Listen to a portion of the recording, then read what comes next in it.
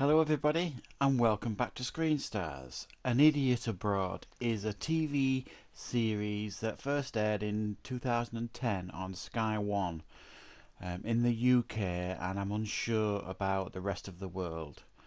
Now, I really loved this show at the time when it first came out. It was fresh, it was funny, it was new, and I bought the box set of this and the other series when they came out, and I've just recently watched them again, and I just had to do a review on it again because I was reminded as to how great this show really was and how funny and how entertaining. So I thought I would do um, a review of the first series of An Idiot Abroad, and I will probably do the second series as well on a separate video. And I will probably leave it there. I don't think I'll do the third series because I'm not a huge fan of the third series. So for those of you who don't know, An Idiot Abroad is a series that stars a guy called Karl Pilkington, who is really good friends with Ricky Gervais. Now I'm sure you know who Ricky Gervais is. And Stephen Merchant, who is a UK comedian who, if you don't know, if you're not from the UK, you may well have seen him recently in Logan. He was the bald mutant that was helping out Wolverine in that movie.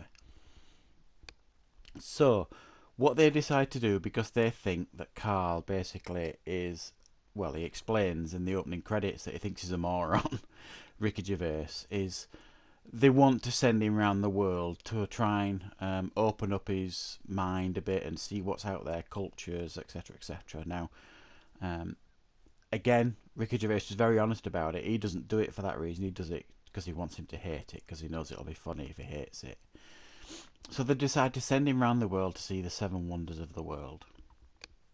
And the first episode is China. He goes to see the Great Wall of China. But he doesn't just see the Great Wall of China. I mean, they basically, each episode, they kind of torture him. They send him to all these places.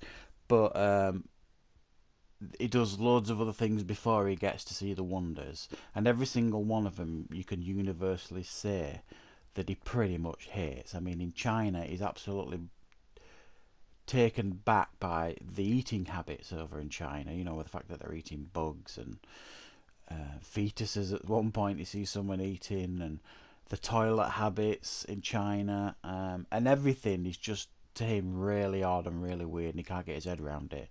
And he's not even that taken back by the Great Wall of China. He actually calls it the alright Wall of China, not the Great Wall of China.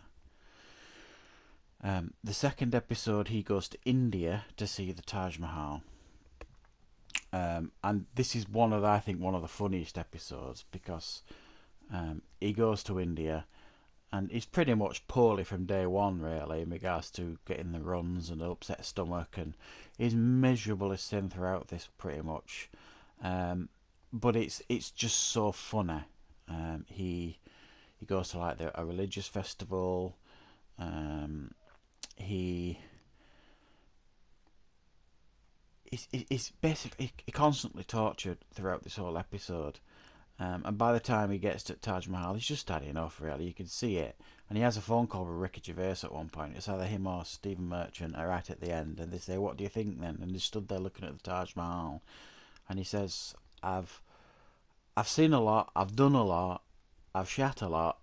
And it's just hilarious. His humour is so genuine and dry.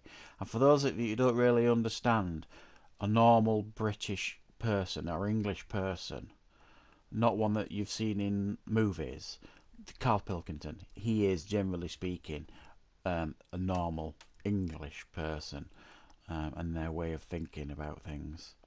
The third episode, he goes to Jordan,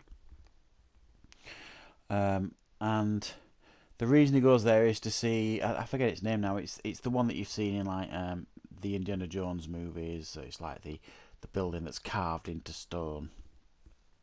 And again, they don't send him to Jordan straight away. They send him to Israel first, which he can't get his head around. They set up a fake kidnapping, which he doesn't know anything about. He goes floating in like the salt water, and he gets someone's gauze stuck in his belly button.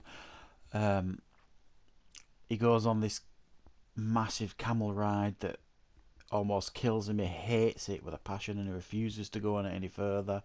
He has to eat sheep's head and eyes. I mean, the list goes on and on and on with this one. It's just, you could tell it's a living nightmare for him, this whole episode. And the one thing he does like about this trip is he gets to spend the night in a cave, which he initially dreads, but ends up actually really quite enjoying that. Episode 4 is he goes to Mexico to see, like, it's gone out of my mind again. It's that wonder there, and it's it's where they used to like sacrifice people, chop their heads off, and roll them down there. And he ends up quite enjoying the Mexico one, although he spends most of his time running around trying to find runner beans, thinking that they're real. He goes. It's like Easter when he goes, so he sees how they celebrate Easter in Mexico, and they do like almost like a real recreation of the Christ getting crucified. And he's just like, well, we just have chocolate eggs, you know. This seems a bit much. So yeah, that's the Mexico one. He again, he's not taken back by the wonder. I'm trying to think if any of the episodes, if he actually is impressed with the wonder. I think if they hadn't tortured him so much leading up to going to see the wonders, he probably would have done. But they make him jump through all these hoops before he actually gets to see any of the wonders. So you can see why he's sick to back teeth. I mean, one of the things they do say when you watch the series, Ricky Gervais says, you know, we need to put him in really crappy hotels. We need to make him fly on like cheap seats, cheap airways. He says because that'll be funny. You know, so they don't put him in luxury. I mean, some of the hotel rooms they make him stay in are just, you wouldn't stick your worst enemy in them. Episode 5 is Egypt. He goes to see the Great Pyramids. And this is another really, really funny episode.